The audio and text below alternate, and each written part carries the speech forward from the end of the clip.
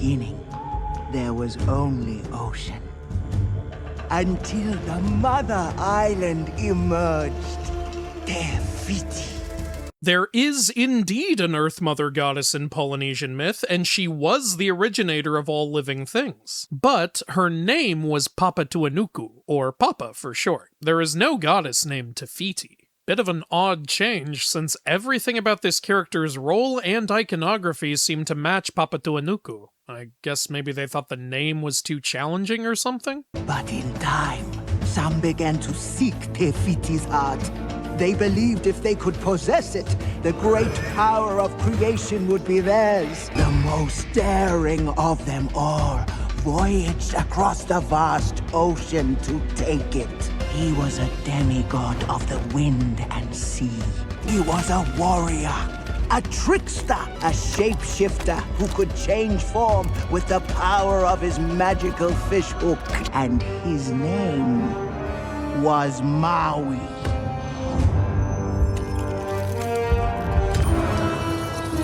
This part seems to be a loose adaptation of Maui's final story. In that story, Maui attempts to gain immortality for mankind by stealing the heart of the death goddess Hinanuitepa by entering her body through her nether regions while she sleeps. Unlike this movie, though, he does not succeed. The goddess actually wakes up after he enters her, and then proceeds to crush Maui to death using a set of obsidian teeth she apparently just has in her vagina. Hey, why wasn't that part included, Disney? Bunch of cowards.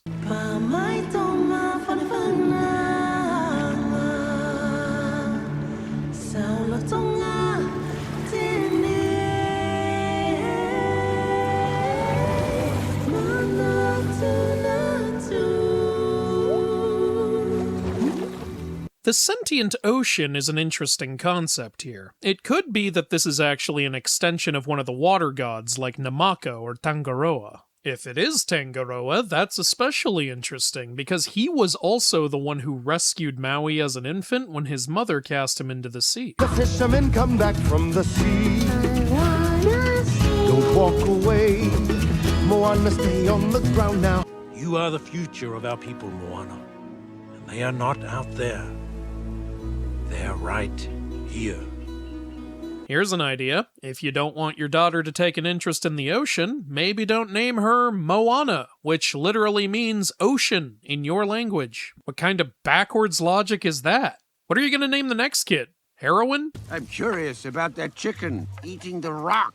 He seems to lack the basic intelligence required for pretty much everything. Should we maybe just cook him? Sometimes our strengths lie beneath the surface. Far beneath, in some cases. But I'm sure there's more to hey hey than meets the eye. Hey hey means chicken. You named your chicken chicken? What is wrong with these people? It's the harvest. This morning, I was husking the coconuts and...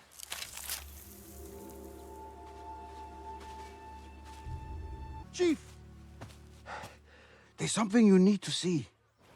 Our traps in the East Lagoon, they're pulling up less and less fish. Then we'll rotate the fishing grounds. There's no fish. I don't know if these people have heard the tale of Ku and the Ulu, but if they have, there's an easy way to deal with this famine. Basically, you bury one of your men in the soil, then water it with his wife's tears, and that should result in a magical breadfruit tree with enough food for the whole village. Okay, it's a tad morbid, but the needs of the many, am I right? We're okay, Pua. The pig is named Pua, huh? That's funny, because in Polynesian myth, Pua is an abbreviation of Kamapua'a, the pig god of agriculture. I feel like this little piggy may be hiding something. Our ancestors believed Maui lies there, at the bottom of his hook. This is a reference to the Hawaiian explanation for Scorpius. It was said that Maui at one point angrily threw his fishhook into the sky, where it remains to this day as the constellation. Though that obviously didn't happen here, since his fishhook is with Tamatoa, so in this continuity, how does this constellation even exist? When you find Maui, You grab him by the ear. You say, I am Moana of Motunui. For those wondering, Moana is an original Disney character. She doesn't seem to be based on any Polynesian person or legend like Maui is. I did find some looser sources claiming that there's a Polynesian goddess named Moana Nui Kalehua, but even in that story, she was killed by Maui for hiding his fishhook. Don't think this was based on that. There's a line with the sky meets the sea, and it calls me, but no one knows how far it goes. I've noticed people jokingly pointing out that Moana's mother's name is Sina, which also happens to be the name of one of Maui's wives and Kamapua'a's mother, so they all must be the same character, right? But what those people don't take into account is that Sina is a very common name in Polynesian legends. I know of at least 5 Sinas. Maui's wife and Kamapua'a's mother are actually 2 different characters who happen to have the same name. And on top of that, Maui's mother and sister both have that name as well. So sorry folks, but it really doesn't mean anything. Maui, shapeshifter, demigod of the wind and sea. I am Moana Hero of men. What? It's actually Maui, shapeshifter, demigod of the wind and sea, hero of men. I interrupted from the top. Hero of men. Go. I am Sorry. And women. Men and women. Both. All. A lot of people got mad that Maui is overweight in this movie since he's never really depicted that way in Polynesian designs. I get that, but he's also supposed to be a powerhouse, and real-life strongmen tend to have rather thick bodies. So, mythically it's inaccurate, but logically, it makes sense. What has 2 thumbs and pulled up the sky? When you were waddling yay high, this guy. There's actually a deep cut reference here. See, when he says, when you were waddling yay high, he doesn't mean when Moana was a baby. That would be inaccurate since this happened way before she was born. What he's actually referring to is the fact that the myths say the sky was originally so low that people had to crawl to get around until Maui lifted the sky higher. Really love that they included such a blink and you'll miss it line like that. When the nights got cold, who stole you fire from down below? You're looking at him, yo. Another great reference. Maui got the fire from his ancestor, Mahuika. She had fiery fingernails, which are shown here. Though Maui doesn't really steal the fire in that version of the story, he just keeps pissing Mahuika off until she starts setting everything on fire. Oh, also I lasso the sun. You're welcome to stretch your days and bring you fun. Oh, he did a lot more than lasso it. He yanked that thing down to earth and beat the crap out of it until it agreed to move slower. Yeah, sometimes bullying works. Also I harness the breeze. You're welcome to fill your sails and shake your trees. Well, you didn't harness it for the people. You unleashed the breeze so you could use it to fly your kite across the sky, as is literally shown on your tattoo. I killed an eel, I buried its guts, sprouted a tree, now you got coconuts. That's correct. Only nitpick is you didn't bury it whole as depicted here. You chopped it into pieces first, which also resulted in the creation of many types of sea creatures and sea monsters before the coconut tree happened. So what can I say except you're welcome for the islands I pulled from the sea. There's no need to pray, it's okay, you're welcome. Ha, I guess it's just my way of being me. Okay, jokes aside, this song is full of great references to Maui's actual stories. There's obviously several more, but he admits that in the song as well. Kid, honestly, I could go on and on. I could explain every natural phenomenon. The tide, the grass, the ground. Oh, that was Maui just messing around. Plus, his cocky attitude and overconfidence and deceitfulness are exactly how his character was described. Good job, Disney. And the tapestry here in my skin is a map of the victories I win. Look where I've been, I make everything happen. Look at that, me, mini, Maui. There isn't a legend of Maui getting sentient tattoos of his achievements, but it's also not the biggest stretch, since Maui is credited with refining the art of tattooing and creating magical tattoos, like the time he tattooed a strength enchantment on his arm to help him lift the sky. Yeah. It almost sounded like you don't like me, which is impossible because I got stuck here for 1,000 years trying to get the heart as a gift for you mortals. How exactly was Maui trapped on that island for 1,000 years? Just because he didn't have a boat? You know, there is a legend where he jumps all the way into the heavens. I feel like he could have escaped if he tried. It's your day to say you're welcome, 'cause I'm gonna need that boat. I'm sailing away, you're welcome, 'cause Maui can do everything but float. And what do you mean Maui can't float? Are we now suggesting that the most clever and versatile deity in Polynesian islander culture somehow can't swim? You know, there's a story where he dives into the ocean to avoid an inferno caused by the fire goddess. He can definitely swim. Boat snack. I'm surprised Maui never tries to talk to this chicken. Maui talks to birds quite a lot in his stories. He asks favors from them, learns from them, even blackmails them sometimes. Get it away from me. Get this away? Hey, I'm a demigod, okay? Stop that. I will smite you. Why don't you? You're not above such things. You once killed 2 of your own children to make stars out of their eyes and fish hooks out of their bones. I'm just saying, dude, you are currently lacking a fish hook, and this girl's got a full set of bones. You are gonna get us killed. No. I'm gonna get a sutefiti so you can put it back. Thank you. You're welcome. Kakamora. Kako, what? Murdering little pirates. They're kinda cute.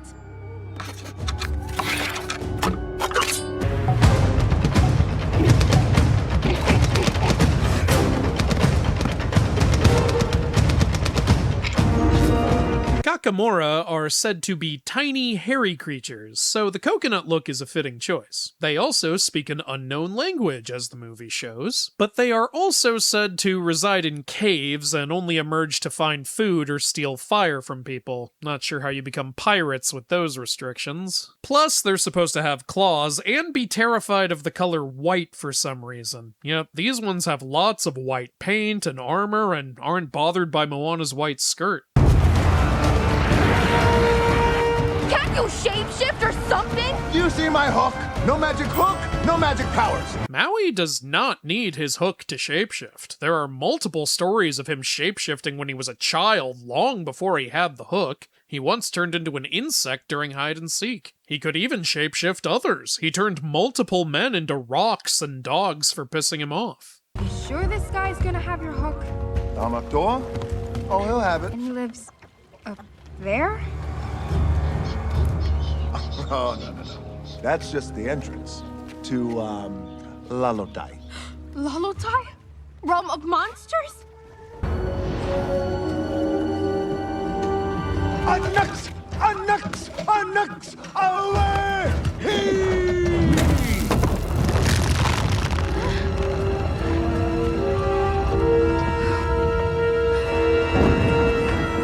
Don't worry, it's a lot farther down than it looks.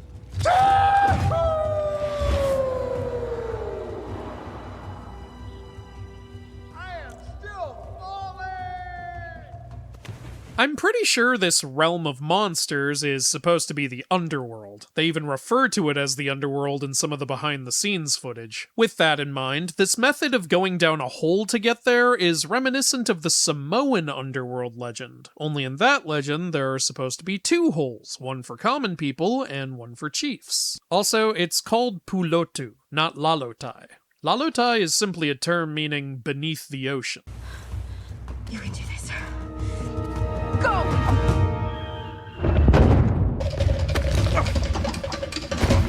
And he sticks the landing. Huh? What? Dum-dum, she's not even here. No mortal's gonna jump into the realm of...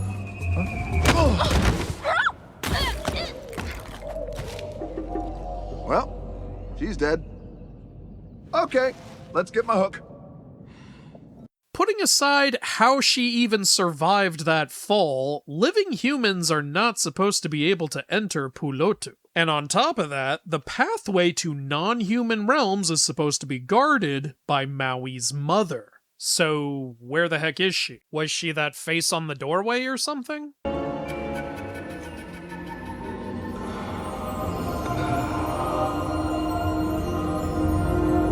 Maui's fish hook. The design of this hook is pulled straight from Hawaiian culture, and the fact that it's a barbed version is essential, because Maui is credited with inventing barbs for tools. The only nitpick I can think of is that it never has its cord throughout the film. What happened to that cord? Maui made it from his sister's hair. That's not going to be easy to replace. Oh, when he shows up, keep him distracted. Make him talk about himself. He loves bragging about how great he is. Hey, why don't you just turn invisible? It's one of your many powers, Mr. Trickster God. What have we here? This Tamatoa character isn't based on any actual Polynesian creature. The only thing I could think to point out is that Maui mentions ripping off his leg. You two must get along swell. Oh, not since I ripped off his leg. And there is a story where Maui rips an arm off the earthquake god Mafuie, who also resides beneath the earth. Not sure if there's something there or not.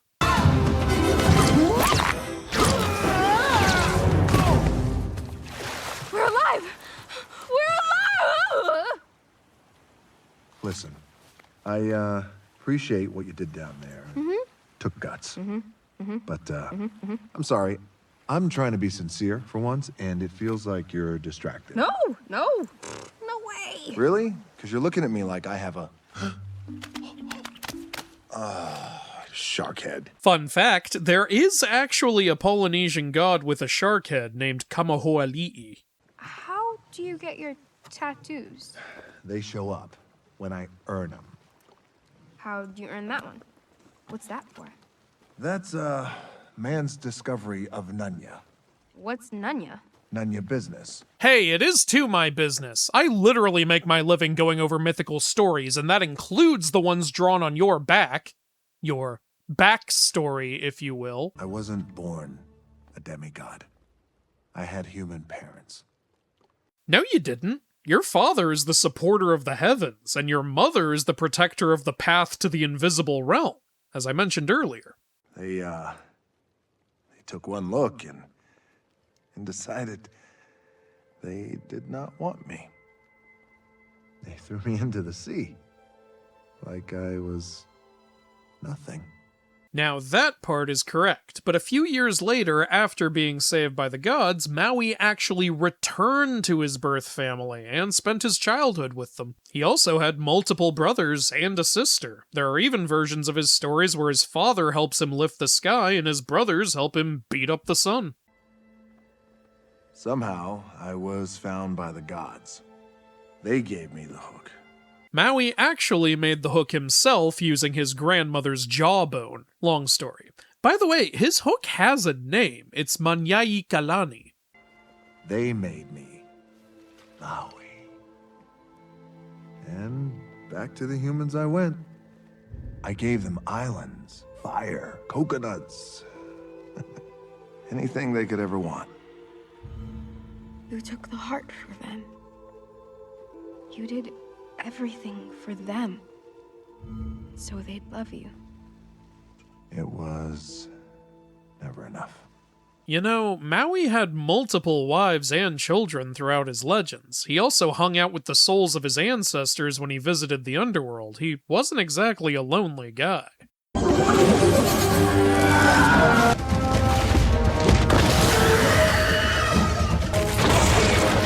This Taka character is not an actual Polynesian deity, though she was likely inspired by Pele, the volcano goddess. Even her aversion to water here feels like it may have been inspired by Pele's rivalry with the water goddess Namaka. Are you okay? Maui?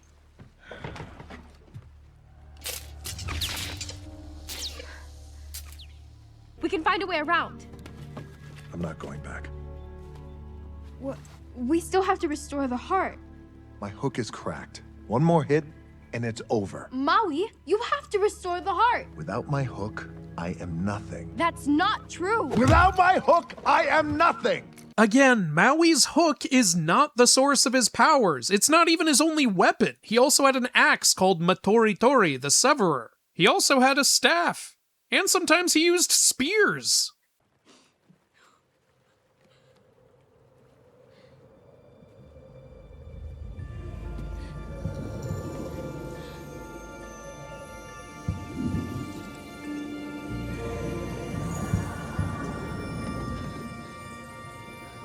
You're a long ways past the reef. Grandma? Guess I chose the right tattoo. Grandma! The Hawaiian people did believe ancestors could be reincarnated as sea creatures to help guide their descendants, though they weren't able to just astral project and speak directly to them like Grandma is doing here. This is cheating.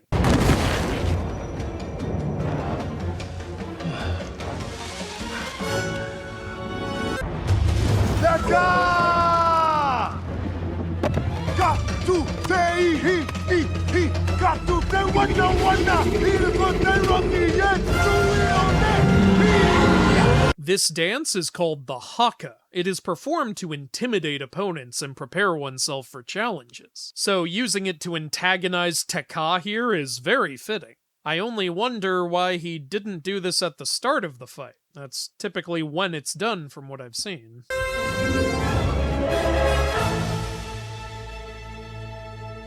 Te Fiti. It's gone.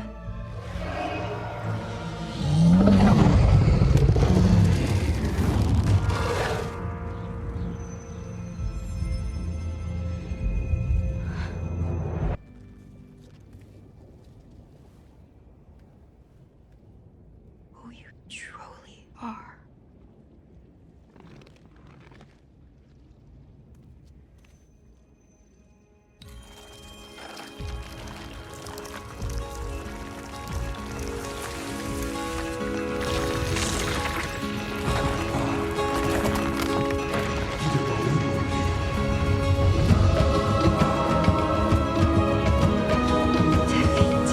There is no story of Papatuanuku transforming into a fire deity. The only way she changes in mythology is she becomes sad after being separated from the sky god Ranginui and then turns over to face the underworld.